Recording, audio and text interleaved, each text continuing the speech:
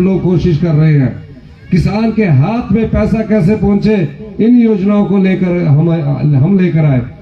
फिर हमारी सरकार को, जिसे जनता ने चुनकर भेजा है, नोट के दम से हमारी सरकार को गिराने के षड्यंत्र रचा। हिमाचल की जनता ने उसका करारा जवाब दिया। 6 में से 4 विधानसभा की सीटें जीतकर हमें कहा कि आपकी अपूर्ण बहुमत की सरकार होगी है, अगले 3.5 साल तक आप जनता की सेवा में कार्य करिए।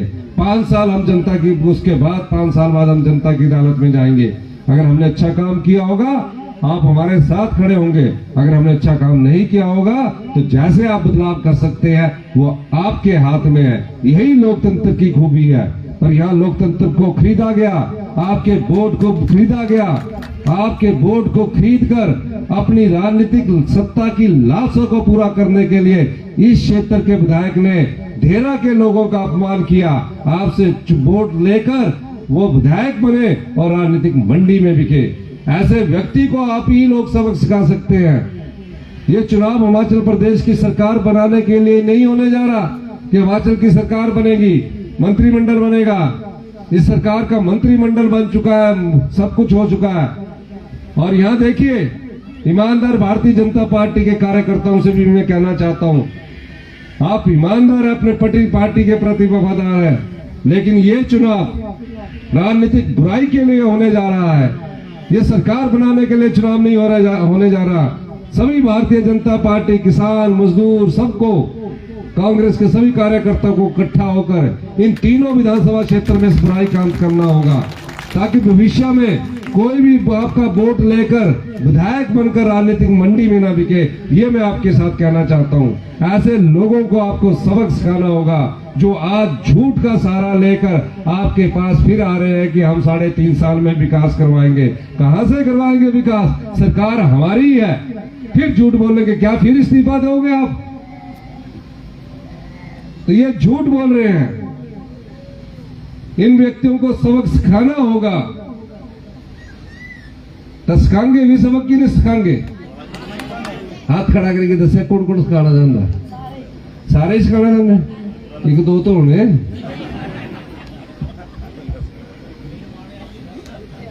तो सारे ही जो सिखाना चाहते, तो आपको ये देखना कि अपने जितने रिश्तेदार डेरा में हैं उनको आपने कहना है कि इस बार डेरा का भाग्य उदय हुआ है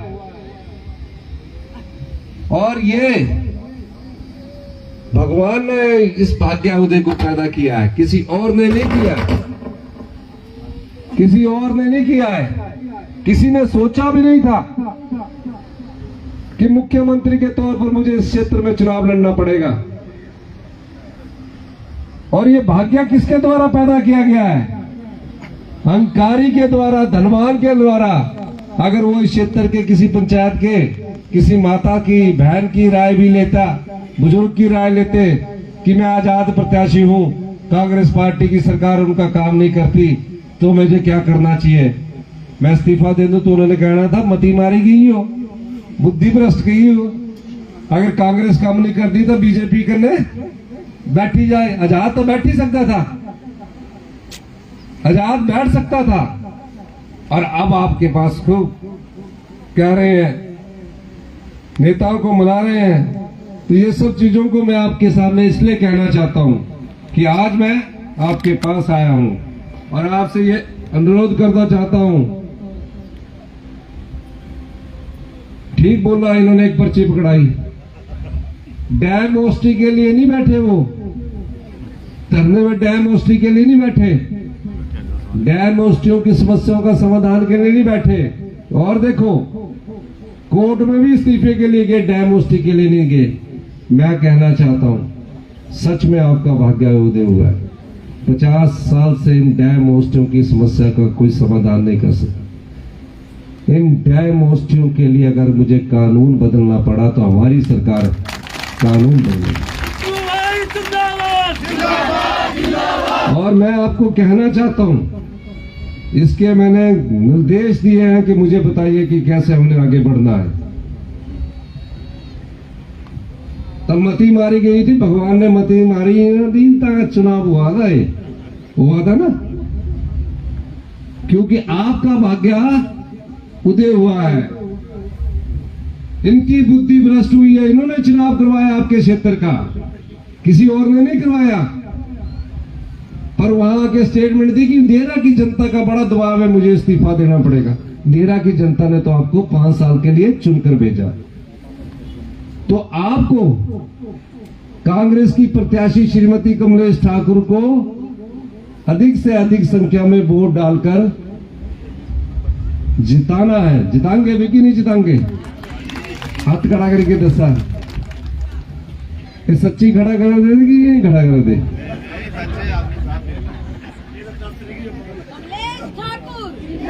ये बात मैं इसलिए कह रहा हूं,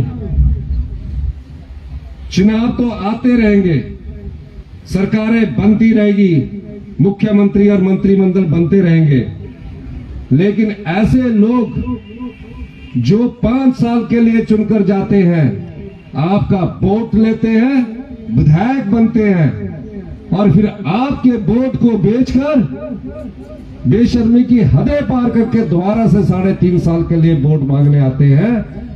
ऐसे लोगों को आपने सबक सिखाना है। और ये लड़ाई इस राजनीतिक बुराई के अंत की है। इस लड़ाई में वो आपको लड़ना होगा, आपको जीतना होगा। इस लड़ाई में जनता जीतेगी, जनबल जीतेगा और धनबल। तो ये मेरे साथ नारा लगाना है, जनबल दोनों हाथ खड़े करके। तो सर ठीक है ना सारे? ठीक है, यहां से तो दूर से आएगी, वहां महिलाओं से भी आनी चाहिए। जनबल धनबल, जनबल धनबल। सबक सिखाना है ऐसा ताकि 100 साल तक कोई आपका वोट लेकर इस विधानसभा में अपने भाग्य को आजमाने जा रहे हैं। 18 महीने पहले जब आपने अपने भाग्य को आजमाया था, उस समय आपने सिर्फ ये देखा होगा कि जिस पार्टी की सरकार बननी है उस पार्टी के प्रत्याशी को वोट नहीं देना है, और जो दूसरी सबसे बड़ी पार्टी बनकर आनी है उसको भी वोट नहीं देना, भारतीय जनता पार्टी को। आपने वोट दिया आजाद को। आजाद पार्टी की तो कभी सरकार बनेगी नहीं, लेकिन हम भावनाओं में जाते हैं और ये सोचकर हम काम करते हैं कि आजाद प्रत्याशी जो होगा, जिसकी सरकार होगी, उससे वो काम करवाएगा। शुरुआती दिनों में तो ऐसा ही था। मैं यहां हरिपुर भी आया। हरिपुर आने के बाद बस स्टैंड का जो निर्माण अधूरा था उसको पूरा करवाया। होशियार सिंह जी ने जो बातें कही उसको मैंने सुना, उनका काम किया। फिर जब होशियार सिंह जी काम के लिए मेरे पास नहीं आने लगे, तो एक दिन मैंने विधानसभा में भी उनसे पूछा कि आप नजर नहीं आ रहे। मुझे नहीं पता था कि उनके दिल में और दिमाग में क्या पक रहा था। मैं बनखंडी जू का शिलान्यास करने आए, हमने कहा आप भी आइए, आप इस क्षेत्र के विधायक हैं। पूर्व प्रत्याशी राजेश शर्मा जी मेरे साथ आए। 600 करोड़ की लागत से आपकी सबसे बड़ी कांगड़ा जिला की परियोजना की मैं शुरुआत करने आता हूं, और आपका जो आजाद प्रत्याशी है वो हमारे पास आता नहीं है। पूर्व प्रत्याशी डॉक्टर राजेश शर्मा जी मेरे साथ थे। कुछ महिलाएं मिली, कहा देरा के बारे में प्रचलित है कि देरा कोई नहीं तेरा। मैं भाषण दे ही रहा था, मेरे मुंह से शब्द छूटे, इस प्रचलन को बंद करना पड़ेगा कि तेरा कोई नहीं तेरा। मैंने खुद कहा तेरा मेरा। जब मैंने ये कहा तो मुझे ये पता ही नहीं था कि यहां 6 महीने बाद दोबारा चुनाव होगा। किसी को ज्ञान नहीं था, सिर्फ भगवान को पता होगा भविष्य में क्या होना है। इंसान को ज्ञान नहीं पता होता, भगवान को पता होता। और 6 महीने पहले कही बात वो अब सच होती नजर आ रही है कि देरा से ये भी नहीं पता था भविष्य में मेरी पत्नी कभी राजनीति में आएगी, चुनाव लड़ेगी, लेकिन देरा के भाग्य ने उन्हें बुलाया और आज वो आपके पास कांग्रेस प्रत्याशी के रूप में आए। कहते हैं ना, जब किसी का भाग्योदय होता है तो भगवान भी चप्पल फाड़ कर देता है। और ये भाग्य किसी के बस में नहीं होता। ये नीति जब अपना खेल खेलती है, उस नीति के खेल में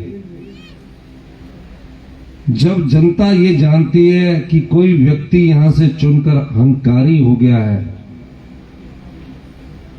धनवान हो गया है, वो व्यक्ति लालच में फंस जाता है। और इस क्षेत्र के जो भारतीय जनता पार्टी के बिके हुए प्रत्याशी है, वो लालच में फंसे और लालच में फंसकर अहंकार में रहकर उन्होंने विधानसभा से इस्तीफा दिया। वो कहते हैं कि विधानसभा से इस्तीफा मैंने इसलिए दिया कि मुख्यमंत्री जी मेरे काम नहीं करते थे। आपने ठीक है, हम आपके काम करते थे, लेकिन आप ये कह रहे हैं कि आपके काम नहीं करते थे, ये बात मान भी ली जाए तो इस्तीफा देने की जरूरत क्या थी और इस्तीफा क्यों दे रहे थे? आपको देरा की जनता ने 5 साल चुनकर भेजा, तो आपने इस्तीफा क्यों दिया? और जो अब आप इस्तीफा के लिए धरने पर बैठे, शिवनाथ में पानी की समस्या है, देरा की इतनी समस्या है, कभी धरने पर बैठे? 6 साल हो गए उनको विधायक बने हुए, कभी बैठे थे? जब कभी बैठे ही नहीं तो किसके लिए इस्तीफे में बैठे? 6 साल में अपना इस्तीफा स्वीकार करने के लिए वो धरने पर बैठे। 6.5 साल में, 6.5 साल में देरा की समस्याओं के लिए कोई रिट नहीं की, अपना इस्तीफा स्वीकार करवाने के लिए रिट की। तो देरा की जनता का इतना दबाव था कि जो उन्होंने इस्तीफा दिया, वो कहते कि देरा की जनता का मेरे पर इतना दबाव है कि मुझे इस्तीफा देना पड़ेगा, मेरे काम नहीं हो रहे हैं। तो शिवनाथ पंचायत की जनता ने भी उनसे कहा कि आप इस्तीफा दो। क्या होना तुसा ना नहीं किया? नहीं, मुझे लगा था क्या होना तुसा कितने कि तुसा इस्तीफा दे दिया, नहीं कहा। फिर वो किसको कह रहे थे कि देरा की जनता का दबाव है कि मेरे को इस्तीफा देना पड़ेगा, कांग्रेस में सरकार में हमारे काम नहीं हो रहे। जे तुसा किया ही नहीं तब इस्तीफा क्या जो जीता। और इस्तीफे के बाद विधानसभा के स्पीकर ने यह कहा कि अगर मुख्यमंत्री जी और उनकी सरकार के मंत्रिमंडल के सदस्य काम नहीं करते तो आप विपक्ष में बैठिए, बीजेपी के साथ बैठिए। तो बीजेपी के साथ क्यों नहीं बैठे?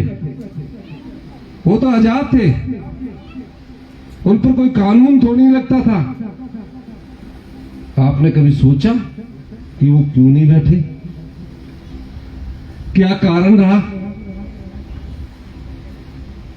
देश की आजादी के बाद पहला ऐसा उदाहरण मिलेगा जहां देरा का नाम होशियार सिंह जी का होशियारी के लिए लिखा जाएगा। ऐसी होशियारी कि अपने इस्तीफे वास्ते बनेंगे धरने च बैठी गए, देरा की समस्या के लिए धरने च नहीं बैठे। होशियारी दिखा कितना और करा दे। मैं सोचा इस्तीफा दे के आने चुनाव नहीं लड़ना होना इन्हें, आने बेचारे थकी के चुनाव लड़ के अपना रिजॉर्ट चलाना।